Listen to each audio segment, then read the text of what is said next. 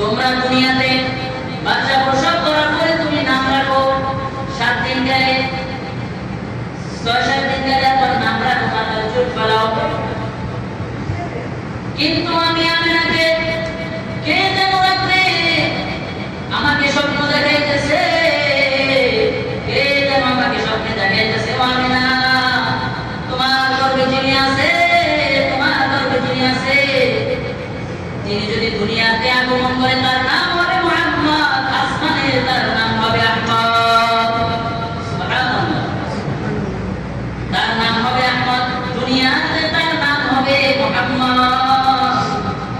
ওয়া মা আরসালনাকা ইল্লা রাহমাতান লিল আলামিন।